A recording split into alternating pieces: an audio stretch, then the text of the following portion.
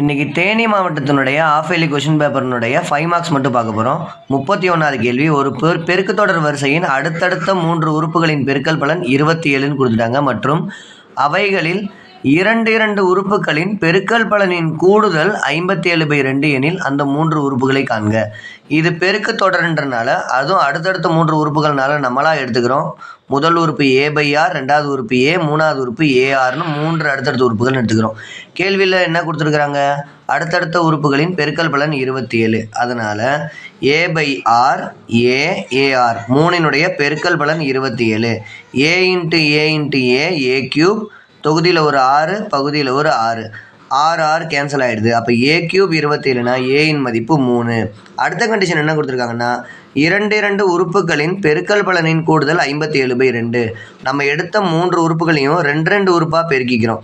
a/r ஏவோட பெருக்கிறோம், ஏவை ஏஆரோட பெருக்கிறோம், a/r ஏஆரோட பெருக்கிறோம். இந்த 3 ஜோடிகளினுடைய பெருக்கல் பலனின் கூடுதல் 57/2. இதில் ஏயின் இது அப்படியே பெருக்கிறோம். a square by 6, a square 6, a square r/r equal to 57/2. இந்த 6 கேன்சல் ஆயிடுச்சு. இப்போ a square by R, a square R, இங்கே a ஸ்கொயர் ஈக்குவல் டு 57/2 இருக்குது. இதில் ஏயின் மதிப்பு நம்ம கண்டுபிடிச்சிட்டோம் 3ன்னு. அந்த 3 பிரதியிடுறோம். அப்போ இது என்ன ஆகிடும்? 3 ஸ்கொயர் பை ஆர், இது 3 ஸ்கொயர் ஆர், இது 3 square equal to 57/2. 3 ஸ்கொயர்னா 3 9/r, 9r, 9 equal to 57/2. இப்போ இந்த முதல் உறுப்பில் மட்டும் பை 6 இருக்குது, இதில் பை 1 இருக்குது, இதில் பை 1 இருக்குது. 3ஐயும் பகுதி 6 இருக்கிற மாதிரி பண்ணுறதுக்காக, அதாவது மீசிமா எடுக்கிறோம். மீசிமா 6ன்னு எடுத்தோம்னா எங்கே பையில் இல்லையோ அங்கே மட்டும் பெருக்கிறோம். இங்கே பையில் இருக்கனால 9 அப்படியே போட்டுக்கிட்டோம். இங்கே பையில் 1 இருக்கனால இது 6ஆல் பெருக்கிறோம், 9r ஸ்கொயர் ஆகிடுச்சு. இங்கே பை 1 இருக்கனால இது 6ஆல் பெருக்கிறோம், 9r. மொத்தமாக r ஈக்குவல் டு 57/2. இந்த 2 எடுத்து இந்தாண்ட பெருக்கிறோம், 6 எடுத்து இந்த பக்கம் பெருக்கிறோம். 2 9 18, 2 9 r square 18r square, 2 9r 18r ஆயிடுச்சு. 57 × r 57r ஆயிடுச்சு. இப்போ இந்த 57r இந்த பக்கம் எடுத்துகிட்டு வரோம். முதல்ல r ஸ்கொயர் எழுதிக்கிறோம், 18r square plus 18r plus 57r இந்த பக்கம் வரும்போது என்ன ஆயிடுச்சு? Minus 57r plus 18 equal to 0. 18r square வேறு குறியாக இருக்கனால பெருசுலேருந்து சிறுசை கழிச்சிட்டு பெரிய எண்ணுடைய குறி போடுறோம். 57லேருந்து 18 கழிக்கிறோம், 39r, பெரிய நம்பர் 57r, அதனால் minus 39r plus 18 equal to 0. எல்லாமே 3ன் மடங்குகளாக இருக்கனால மொத்தமாக 3ஆல் வகுக்கிறோம். 6 3 18, அதனால் 6 ஸ்கொயர், 6 13r, 13 3 39, அதனால் 13r. இது 6 3 18னால 6. இப்போ 6ல் அமைந்த இருபடித்தான சமன்பாடு. இருபடித்தான சமன்பாடுனா நம்ம என்ன செய்வோம்? காரணிப்படுத்துவோம். பெருக்கல் பலன் 6 36, கூடுதல் நடுவில் இருக்கிற -13. 9 4 36, 9 4 கூட்டினா 13 வரும். அது பெருக்கல் பலன் ப்ளஸில் இருக்கனால ரெண்டுமே ப்ளஸ்ஸாக இருக்கணும், இல்லைனா ரெண்டுமே மைனஸாக இருக்கணும். கூடுதல் மைனஸெல்லாம் இருக்கனால ரெண்டுமே மைனஸாக எடுத்துக்கிறோம். -9 -4. அடுக்கு 2னுடைய கெழு 6ஆக இருக்கனால பை 6r பை 6r. இங்கே எதுவுமே இல்லாமல் இருந்தால் நாங்கள் r மட்டும் போட்டிருப்போம். இங்கே r இருக்கனால 6r 6r. இந்த ஒரு இருபடித்தான கோவை 0க்கு சமம்னா இந்த 2 காரணிகளும் 0க்கு சமப்படுத்துகிறோம். 6r - 9 equal to 0, 6r - 4 equal to 0. -9 அந்த பக்கம் போகுது, +9 ஆயிடுச்சு. 6r equal to 9. அப்போ r ஈக்குவல் டு 9/6. 3 9, 2 3 6. அதே மாதிரி அந்த பக்கம் போகிறோம். 6r - 4 equal to 0. -4 அந்த பக்கம் போச்சு, +4 ஆயிடுச்சு. 6r equal to +4, r equal to 4/6. பெருக்கல் இருக்கிற 6 இந்த பக்கம் வகுத்தல் வந்துருச்சு. 2 2 4, 3 2 6. ஒரு rன் மதிப்பு 3/2 கிடைக்குது, ஒரு rன் மதிப்பு 2/3 கிடைக்குது. 3 உறுப்புகளையும் முதல்ல கண்டுபிடிக்க போகிறோம். முதல்ல a ஈக்குவல் டு rன்னு ஒன்று எடுக்கிறோம். முதல்ல கிடைச்ச 6 3/2ன்னு ஒன்று எடுக்கிறோம். அதே மாதிரி a ஈக்குவல் டு 3ன்னு இருக்கும்போது r இன்னொன்று கிடைச்சிது 2/3ன்னு. இந்த 2 நிலைகளிலையும் போட போகிறோம். 3 உறுப்புகள் என்னென்னு எடுத்தோம்? a/r aar, a/r aar. இங்கே ஏன்றது 3, rன்றது 3/2. அப்போ 3/3/2, ஏன்றது 3, ஏன்றது 3, rன்றது 3/2. 2 பின்ன எண்கள் வகுத்தில் இருந்துச்சுன்னா முதல் பின்னத்தை அப்படியே எழுதிக்கணும், ரெண்டாவது பின்னத்தை தலைகீழாக பெருக்கலில் கொண்டு வரணும். அதனால் 3/2 2/3 ஆயிடுச்சு. 3 அடிச்சிட்டோம் 2. ரெண்டாவது உறுப்பு 3, எந்த மாற்றமும் இல்லை. 3 9 9/2 3 உறுப்புகள்.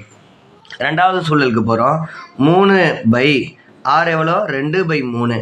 அதே மாதிரி முதல் பின்னத்தை அப்படியே வச்சுக்கிறோம், ரெண்டாவது பின்னத்தை தலைகீழ எடுத்துகிட்டு வரோம். 32வது கேள்வி, ரேகாவிடம் 10 சென்டிமீட்டர் 11 சென்டிமீட்டர் 12 சென்டிமீட்டர்லேருந்து 24 சென்டிமீட்டர் வரைக்கும் இருக்கிற பக்க அளவுகள் இருக்கக்கூடிய 15 சதுர வடிவ வண்ண காகிதங்கள் இருக்குது. இந்த வண்ண காகிதங்களை வச்சு எவ்வளவு பரப்பளவை அவங்க அலங்கரிக்க முடியும்னு கேட்குறாங்க. அப்போ இது ஒவ்வொன்றையும் தனியாக இருக்கிறதுக்கு பதிலாக இது ஒவ்வொன்றும் ஒவ்வொரு சதுரம். சதுரத்தினுடைய பரப்பளவுக்கு என்ன, பக்கம் இன்ட்டு பக்கம். அப்போ 10 இருக்கும்போது 10 ஸ்கொயர், 11 இருக்கும்போது 11 ஸ்கொயர், 12 இருக்கும்போது 12 ஸ்கொயர், 24 வரைக்கும் இருக்கிறது 24 ஸ்கொயர். இது மொத்த பரப்பளவு தான் கேட்குறாங்க. எல்லாத்தையும் சேர்த்து எவ்வளோன்னு அதனால் கூட்டுறோம். இது ஒரு ஸ்கொயரில் இருக்கிற கூட்டுத்தொகை கண்டுபிடிக்கணும். 1லேருந்து ஆரம்பிக்காதனால இந்த தொடர் வரிசையை 1லேருந்து ஆரம்பிக்கிற மாதிரி மாற்றுறோம். அதாவது 1லேருந்து 24 வரைக்கும் எடுத்துகிட்டு 1லேருந்து 9 வரைக்கும் கழிச்சிட்டோம்னா இந்த 10லேருந்து 24 வரைக்கும் இருக்கிற ஸ்கொயர்னுடைய கூடுதல் கிடச்சிரும். ஸ்கொயராக இருந்துச்சுன்னா 1 முதல் இருக்கக்கூடிய வர்க்கங்களின் கூடுதலுக்கான ஃபார்முலா n × n+1 × 2n + 1/6. இதுவும் வர்க்கங்களாக தான் இருக்குது, இதுவும் வர்க்கங்களாக தான் இருக்குது. ஆனால் முதல் தொடரில் கடைசி உறுப்பு 24 இருக்குது. 1லேருந்து 24 வரைக்கும்னா n எத்தனை 24. 1லேருந்து 9 வரைக்கும்னா எவ்வளோ n = 9. இந்த ஃபார்முலாவில் பிரதிடுறோம். n 24, n+1 25, 2n + 1 2 24 48, 48 கூட்டினோம்னா 49/6. ரெண்டாவது தொடரில் நடுவில் மைனஸ் இருக்கு இல்லையா, ரெண்டாவது தொடரில் 9 இருக்குது. n-க்கு 9, n+1 9 + 1 10, 2 9 ஏன்னா 2n 2 9 18, 18 ஒன்று கூட்டுறோம்னா 19/6. 1 6 6 4 6 24, 2 3 6 3 9, 1 2 2 I 2 10, 4 25 100 × 49, 3 5 15 × 19. 100 49 பெருக்கிறோம் 4900 கிடைக்குது. 15 19 பெருக்கிறோம் 385 கிடைக்குது. 4900 385 கழிக்கிறோம் 4515. மொத்த பரப்பளவு அந்த 15 சதுர வடிவ வண்ண காகிதங்களை வச்சுட்டு மொத்தம் எவ்வளவு பரப்பளவை அலங்கரிக்க முடியும், 4515 சதுர சென்டிமீட்டர் அளவுக்கு அலங்கரிக்க முடியும். அடுத்த கேள்வி 35வது கேள்வி, -4, -2, -3, k, 3, -2 மற்றும் 2, 3 ஆகிய முனைகளை வரிசையாக கொண்ட நாற்கரத்தின் பரப்பளவு 28 சதுர அலகுகள்னு கொடுத்துட்டாங்க. இதில் விடுபட்டு போயிருக்கக்கூடிய இந்த கேயின் மதிப்பை தான் கண்டுபிடிக்க சொல்லியிருக்காங்க. கண்டிப்பாக நாற்கரத்தின் பரப்பளவு இல்லைன்னா நாற்கரத்தில் விடுபட்டிருக்கக்கூடிய இந்த மதிப்பை கண்டுபிடிக்கிற மாதிரி ஒரு 5 மார்க் கேட்டுகிட்டே தான் இருக்காங்க. நாற்கரத்தின் பரப்பளவு 28 சதுர அலகுகள்னு கொடுத்துட்டாங்க. நாற்கரத்தின் பரப்பளவுக்கு நமக்கு ஃபார்முலா தெரியும். 4 முனைகள் மறுபடியும் முதல் முனை மறுபடியும் ஒருக்கா வந்துடுது = 28ன்னு எடுத்துக்கிறோம். இந்த ஃபார்முலாவில் இந்த கொடுத்துருக்கக்கூடிய முனைகளை பிரதியிடும் போது என்ன ஆகுது, 1/2 முதல் முனையான -4 -2 -3k, மூன்றாவது முனை 3/-2, நான்காவது முனை 2/3, முதல் முனையை மறுபடியும் ஒருக்கா எழுதிக்கிறோம் = 28. 1/2 இப்போ மேலேருந்து கீழே பெருக்கிறோம். -4 × k -4k, -3 × -2 -× -+, +2 6, +++, +3 9, +× -2 4. இப்போ கீழேருந்து மேலே பெருக்கிறோம். கீழேருந்து மேலே பெருக்கும்போது ப்ளஸ் வந்துச்சுன்னா மைனஸ்னு மாற்றிக்கணும், மைனஸ் வந்தால் ப்ளஸ்ன்னு மாற்றிக்கணும். இது ஒரு ஷார்ட்கட்டு. இல்லைனா நம்ம ரெண்டையும் தனித்தனியாக பிரித்து மறுபடியும் குறியை மாற்றுவோம். அதுக்கு பதிலாக நம்ம இப்படி ஞாபகம் வச்சுக்கிறோம். மேலேருந்து பெருக்கும்போது வரக்குறி அப்படியே போடுறோம், கீழேருந்து மேலே போகும்போது வரக்குறிக்கு எதிர்குறியை போடுறோம். -× -+, அதனால் மைனஸ் போட்டுக்கிறோம். 3 2 6. அடுத்தது 3 × k, முதல்ல +++, அதனால் மைனஸ் போட்டுக்கிறோம். 3 × k 3k. -× மைனஸ் வருது, அதனால் ப்ளஸ் போட்டுக்கிட்டோம். 2 2 4. +× நாமும் 12, அதனால் +12 போட்டுக்கிட்டோம். ஞாபகம் வச்சுக்க வேண்டியது, மேலேருந்து கீழே பெருக்கும்போது வரக்குறி அப்படியே போடுறோம், கீழேருந்து மேலே போகும்போது வரக்குறிக்கு எதிர்குறியை போடுறோம். -4k -3k -7k ஒரே குறியாக இருக்கனால கூட்டி அதே குறியை போட்டுக்கிட்டோம். இப்போ எண்கள் எல்லாம் கூட்டுறோம், ப்ளஸில் இருக்கிறதெல்லாம் கூட்டிக்கிறோம், மைனஸில் இருக்கிறது கூட்டிக்கிறோம், அப்புறமா கழிச்சிக்கலாம். 6 9 15, 6 9 15, 15 4 19, 19 12 31, -4 -6 -10, -7k. இது வேறு குறியாக இருக்கா, பெருசுலேருந்து சின்னதை கழித்து பெரிய நம்பருடைய குறியை போடுறோம். +21. இந்த 2 அந்தாண்ட பெருக்கிறோம், ஏன்னா இங்கே வகுத்தல் இருக்குது, அந்த பக்கம் முதல் ஆகிடும், பெருக்கல் ஆகிடும். -7k + 21 = 2 × 28. 2 28 எவ்வளோ ஆகிடுது, 56 ஆகிடுது. இப்போ இந்த -+21 அந்த பக்கம் எடுத்துகிட்டு போகிறோம், -21 ஆகிடுச்சு. மறுபடியும் இங்கே வேறு குறியாக இருக்கனால கழித்து பெரிய நம்பர் குறியை போடுறோம். 56லேருந்து 21 கழிக்கிறோம், 35. பெரிய நம்பர் 56, 56ஓட குறி ப்ளஸ், அதனால் +35. 7 பொருள் 35 ரூபான்னா ஒரு பொருள் எவ்வளோ, ரூபா. வேறு வேறு குறியாக இருக்கனால மைனஸ் போட்டுக்கிறோம். அப்போ கேயின் மதிப்பு -5. அடுத்ததாக இருக்கக்கூடிய 36வது கேள்வி. 8x + 3y = 18ன்னு ஒரு நேர்கோட்டினுடைய சமன்பாடு இருக்குது. 4x + 5y = 9ன்னு இன்னொரு நேர்கோட்டினுடைய சமன்பாடு இருக்குது. இந்த ரெண்டு நேர்கோடுகளும் சந்திக்கும் புள்ளி வழியாகவும் 5, -4, -7, 6 ஆகிய புள்ளிகளை இணைக்கும் நேர்கோட்டு துண்டின் நடுப்புள்ளி வழியாகவும் செல்லக்கூடிய நேர்கோட்டின் சமன்பாடுக்காங்க. இந்த ரெண்டு சமன்பாடும் சந்திக்கிற புள்ளி வழியாகவும் இந்த நேர்கோட்டினுடைய இந்த ரெண்டு புள்ளி வழியாகவும் போகக்கூடிய நேர்கோட்டினுடைய மையப்புள்ளி வழியாகவும் நடுப்புள்ளி வழியாகவும் போகக்கூடிய சமன்பாடு கேட்குறாங்க. முதல்ல இது ரெண்டுக்கும் சந்திக்கும் புள்ளி போட்டுக்கிறோம். ரெண்டு சமன்பாடு கொடுத்துட்டாங்க. இந்த சமன்பாடை தீர்த்தம்னா சந்திக்கக்கூடிய புள்ளி கிடைச்சிரும். ஒயினுடைய கெழுக்களை ஒரே மாதிரி ஆக்கிறதுக்காக முதல் சமன்பாட்டை 5ஆலையும் ரெண்டாவது சமன்பாட்டை 3ஆலையும் பெருக்கிறோம். முதல் சமன்பாட்டை 5ஆல் பெருக்கணும்னா 8 5 40x, 3 5 15y, 18 5 90. ரெண்டாவது சமன்பாட்டை 3ஆல் பெருக்கிறோம். 4 3 12x, 3 5 15y, 3 9 27.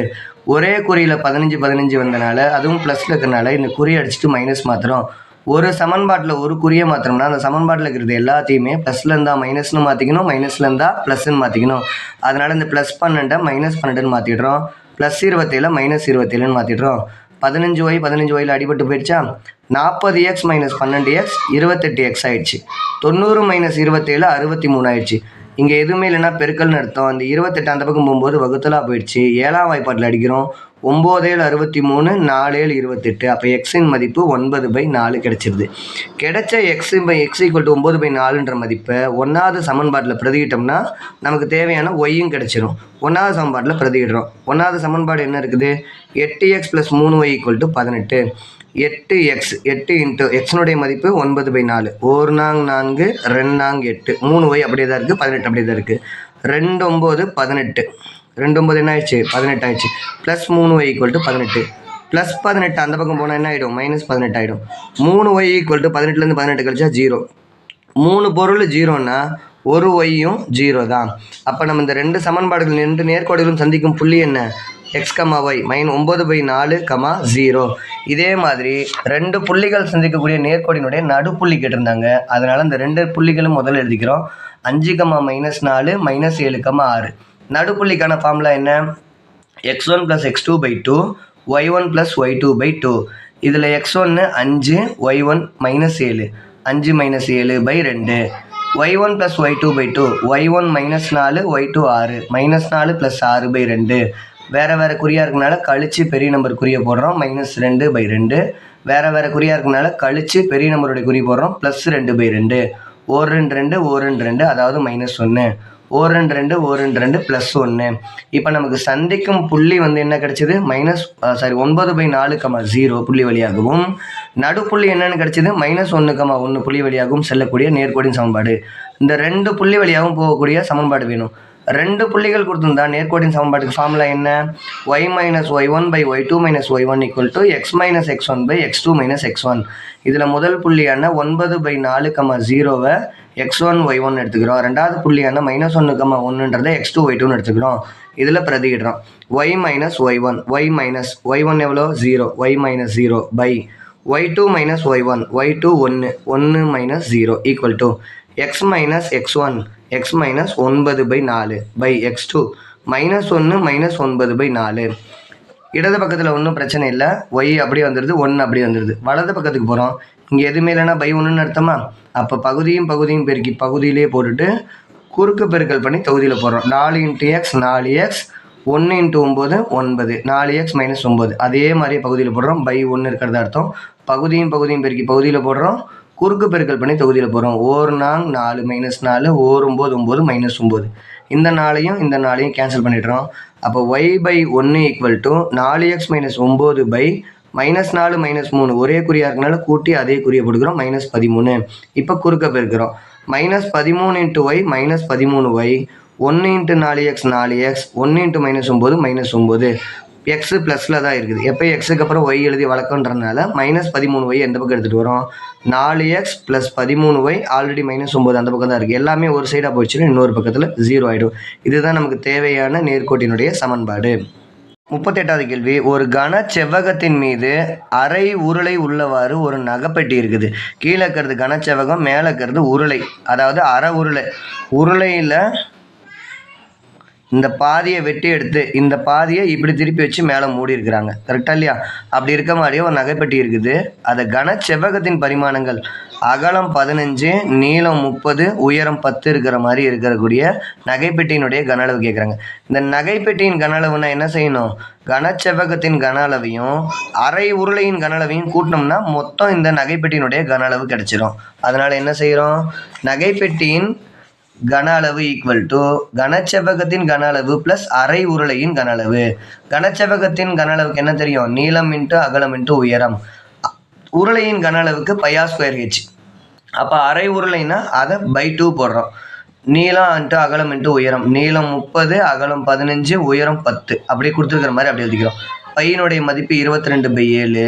இங்கே ஆறுன்றது எப்படி கண்டுபிடிச்சோம் அப்படின்னா, ஆரம் எவ்வளோன்னா இந்த உருளை இருக்கு இல்லையா, இங்கதான் வரவட்டம் இருக்கிறது, இங்கே தான் இதுதான் ஆரமாக. இதில் அப்போ விட்டம்ன்றது இந்த நீளம், இந்த அகலம், கனச்செவ்வகத்தினுடைய அகலம் வந்து உருளையினுடைய விட்டமாக இருக்குது. இந்த இடத்துல இப்படி வட்டம் இருக்கிறதா அர்த்தம். அப்போ இருக்கிறனால விட்டம் 15னா ஆரம் 15/2. இப்படி உருளை இருக்கிறனால இதுதான் உயரம். அப்போ உருளையினுடைய உயரம் எவ்வளோன்னு எடுத்துக்கணும்? 30ன்னு எடுத்துக்கணும். அதை தான் இங்கே எடுத்துருக்குறோம். ஆரம் 15/2, அதாவது 7.5. இன்னொரு ஆரம் 15/2. உயரம் இப்படி திருப்பி எடுத்தோம் இல்லையா, அந்த கனச்செவ்வகத்தின் நீளம் தான் உருளைக்கு உயரமாக அமையுது 30/2. நான் இது எல்லாத்தையும் பெருக்கணும்னா 3 15 45, 2 0 போட்டுக்கிறோம், 4500. இப்போ இதில் என்னெல்லாம் அடிக்க முடியும்? இந்த 22/7 அப்படியே வச்சுக்கிட்டோம். 15/2 15/2 30. இந்த 2 தலைகீழாக மேலே எடுத்துகிட்டு வரோம், 1/2 ஆயிடுச்சு. 1 2 15 2 30. 1 2 11 2 22. மீதி இருக்கிறதுல எழுதிக்கிறோம். 4500 ப்ளஸ் 11 × 15 × 15 × 15/2 × 7. இது எல்லாத்தையும் பெருக்கிறோம். 37,125 வந்துச்சு. 7 2 14. 4500 அப்படியே இருக்குது. இதை வகுத்தோம்னா 2651.7 கிடைக்குது. இது ரெண்டையும் கூட்டினோம்னா 7151.7 கன சென்டிமீட்டர். இதுதான் தேவையான நகைப்பெட்டியினுடைய கன அளவு. இந்த நகைப்பெட்டி என்னென்ன வடிவத்தில் இருக்குது?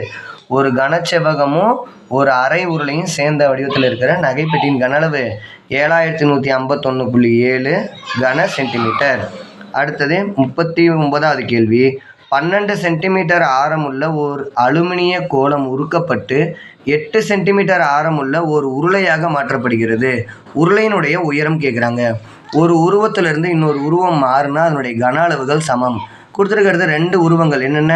ஒன்று கோளம், இன்னொன்று உருளை. அப்போ கோளத்தின் கன அளவும் உருளையின் கன அளவும் சமம்.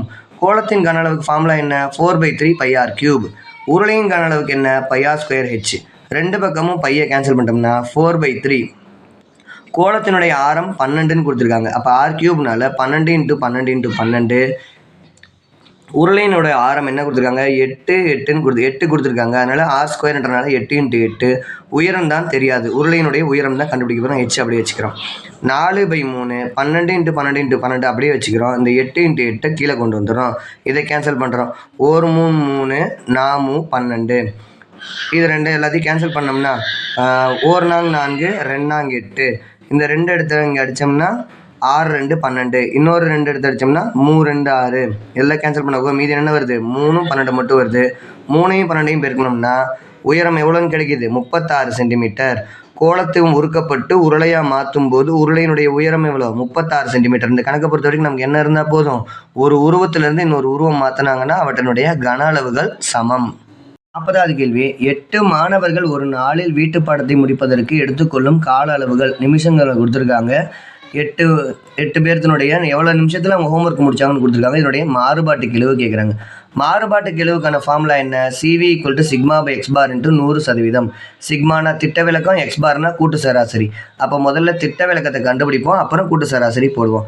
திட்ட விலக்கம் கண்டுபிடிக்கும் போது முதல்ல கொடுத்துருக்கக்கூடிய தரவுகளை ஏறு வரிசையில் எழுதிக்கிறோம், சின்னதுலேருந்து பெருசு எழுதிக்கிறோம். திட்ட விலக்கம் கண்டுபிடிக்கிறதுக்கு டேபிளர் காலம் உத்தேச அட்டவணையில் போடுறோம். x d d² 3 மட்டும் இருந்தால் போதும்.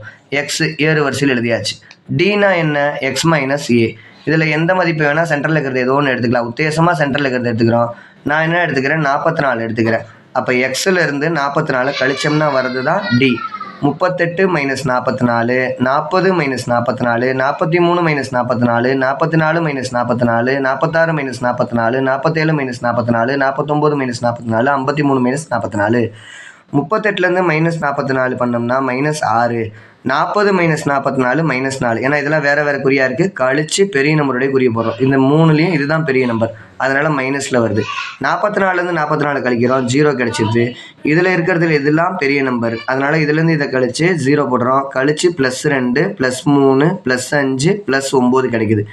மூணாவது கட்டமான டி ஸ்கொயர் என்ன பண்ணுறோம், டியை டி இன்ட்டு டி பண்ணோம்னா D square, minus into minus plus 6 6 36, minus into minus plus 4 16, minus into minus plus 1 1 1, 0 into 0 0, plus into plus plus தான். அதனால் 2 2 4 3 9 5 25 9 9 81. நமக்கு சிக்மாவோட ஃபார்முலாவில் நமக்கு தெரியும், சம்மேஷன் டி ஸ்கொயரும் சம்மேஷன் டியும் வேணும். சம்மேஷன்னா டி ஸ்கொயர், சம்மேஷன்னா கூடுதல், டி ஸ்கொயரின் கூடுதல். அப்போ டி ஸ்கொயரில் இருக்கிறது எல்லாத்தையும் கூட்டுறோம், 172 கிடைக்குது. சம்மேஷன் டின்னா டியினுடைய கூடுதல். 9 5 14, 14 3 17, 17 2 19, 19ல் 11 கழிச்சிடுறோம், 8ன்னு கிடச்சிடுது. திட்ட விளக்கத்துக்கான ஃபார்முலா என்ன, sigma equal to square root of summation D square by N minus summation D by N whole square. Square root of summation D square எவ்வளோ கிடச்சிது, 172 பை என்னன்னா எண்ணிக்கை, எத்தனை பேர்த்துக்கு கொடுத்துருந்தாங்க, 8 மாணவர்கள் கொடுத்துருந்தாங்க, அதனால் பை 8 மைனஸ் சம்மேஷன் டி 8 கிடச்சிது, 8 பை 8 ஹோல் ஸ்கொயர். 172 8ஆல் வகுக்கிறோம், 21.5 கிடச்சிருச்சு. 8 8ஆல் வகுக்கிறோம், 1 8 8, அதனால் 1 whole square. 21 whole square minus 1 1, 21லேருந்து 1 கழிக்கிறோம், 20. 20க்கு ரூட்டு போட்டோம்னா 4.5, அதாவது திட்ட விளக்கம் சிக்மா 4.5 கிடச்சிருச்சு. இப்போ சிவி ஃபார்முலாவில் இருக்கக்கூடிய மீதம் ஒன்றான கூட்டு சராசரியை கண்டுபிடிக்கிறோம், எக்ஸ் பார். கூட்டு சராசரினா என்ன, சம்மேஷன் எக்ஸ் பை என். 8 மதிப்பு கொடுத்துருந்தாங்கன்னா 8ஐயும் கூட்டி 8ஆல் வகுத்தோம்னா நமக்கு கூட்டு சராசரி கிடச்சிரும். கொடுத்துருக்கக்கூடிய 8ஐயும் கூட்டுறோம், 360 கிடச்சிது. அதை 8ஆல் வகுக்கிறோம், நமக்கு 45 கிடச்சிருச்சு. இப்போ சிவி ஃபார்முலாவில் வேணுமான சிக்மாவும் கிடச்சிருச்சு, எக்ஸ் பாரும் கிடச்சிருச்சு. ஃபார்முலாவில் பிரதியிடுறோம். சிக்மா 4.5 கிடச்சிது, எக்ஸ் பார் 45 கிடச்சிது. 100ஆல் பெருக்கிறோம், 4.5 100ஆல் பெருக்கிறோம், 4500. ஒரு இடம் தள்ளி புள்ளி வைக்கிறோம், ஒரு 0 கேன்சல் பண்ணிடுறோம். அப்போ 450/45 10%. மாறுபாட்டு கேள்வி எவ்வளோ, 10%. 41வது கேள்வி, சீரான 3 நாணயங்கள் ஒரு முறை சுண்டப்படுகின்றன. இதில் அதிகபட்சம் 2 பூக்கள் கிடைக்கணும், அப்படி இல்லைன்னா அல்லது குறைந்தபட்சம் 2 தலைகள் கிடைப்பதற்கான நிகழ்தகவு கேட்டிருக்காங்க. முதல்ல 3 நாணயங்கள் சொல்கிறோம். பூ பூ பூ, முதல்ல இதை எழுதிக்கிறோம், பூ பூ பூ பூன்னு எழுதிக்கிறோம். இங்கே தலை தலை தலை தலைன்னு எழுதிக்கிறோம். இந்த 2வது எழுதும்போது 2 பூ 2 தலை, பூ தலை தலை பூ மாற்றி எழுதிக்கிறோம். அதே மாதிரி 2 தலை 2 பூ, பூ தலை தலை பூன்னு எழுதிக்கிட்டோம்னா நமக்கு தவறு வராமல் இருக்கும். என்ஆஃப்எஸ் இதுதான் கூறுவெளி. மொத்தமாக இவ்வளோ தான் நடக்கிறதுக்கு வாய்ப்பு இருக்குது 3 நாணயங்கள் போடும்போது. இதனுடைய எண்ணிக்கைன்றனால என்ஆஃப்எஸ்ன்னு எழுதுகிறோம், 8. கேள்வி என்னென்ன கொடுத்துருக்காங்க, அதிகபட்சம் 2 பூ அல்லது குறைந்தபட்சம் 2 தலை. அப்போ அதிகபட்சம் 2 பூன்றதை ஏ நிகழ்ச்சின்னு எடுக்கிறோம், குறைந்தபட்சம் 2 தலைன்றது பி நிகழ்ச்சின்னு எடுக்கிறோம். அல்லதுன்னா ஏ சேர்ப்பு பி, அதாவது நிகழ்தகவுன்றனால பி ஆஃப் ஏ சேர்ப்பு பி.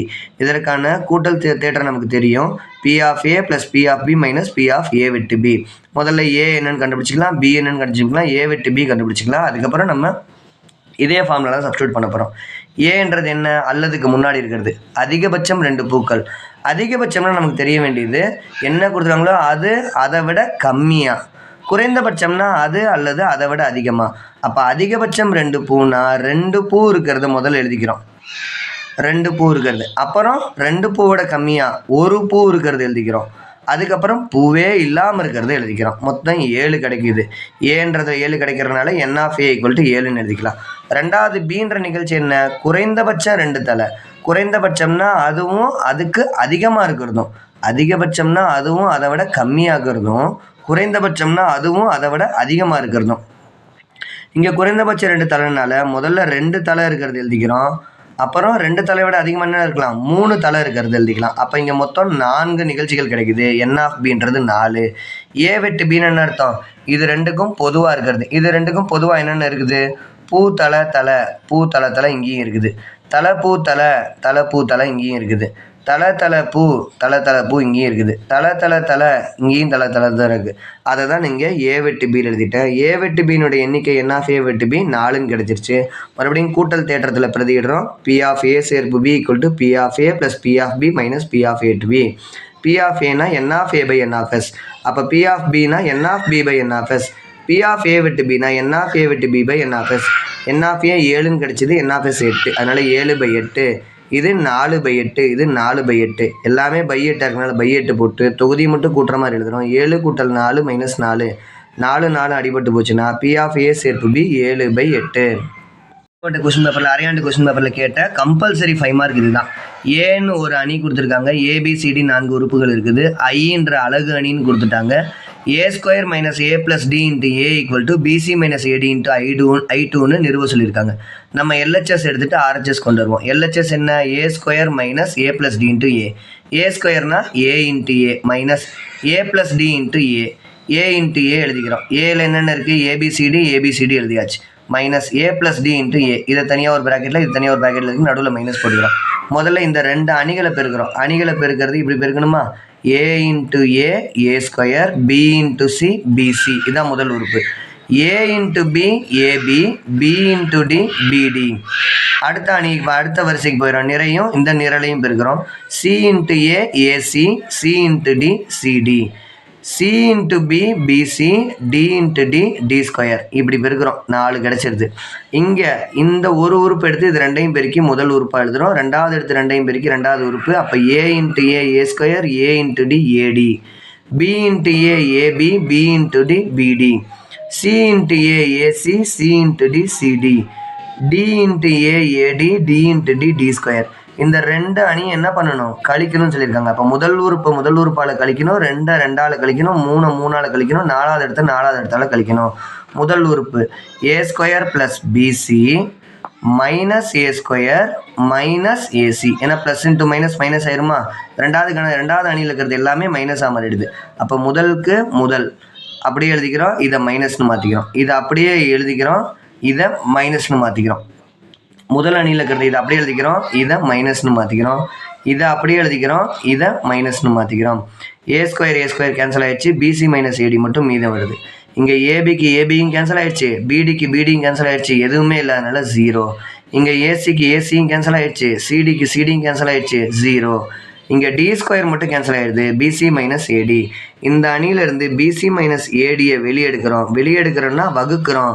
வகுத்து பிசி மைனஸ் ஏடியால் வகுத்துட்டோம்னா 1 0 பிசி மைனஸ் ஏடியால் வகுத்துட்டோம்னா 1 0 0 1ன்றதான் என்னது? அலகு அணி. நமக்கு என்னென்னு கிடச்சிருது? PC minus AD into I2, அதான் ஆர்ஹெச்எஸ்ன்னு கிடச்சிருது. அடுத்தது இதில் இருக்கக்கூடிய 33வது கேள்வி.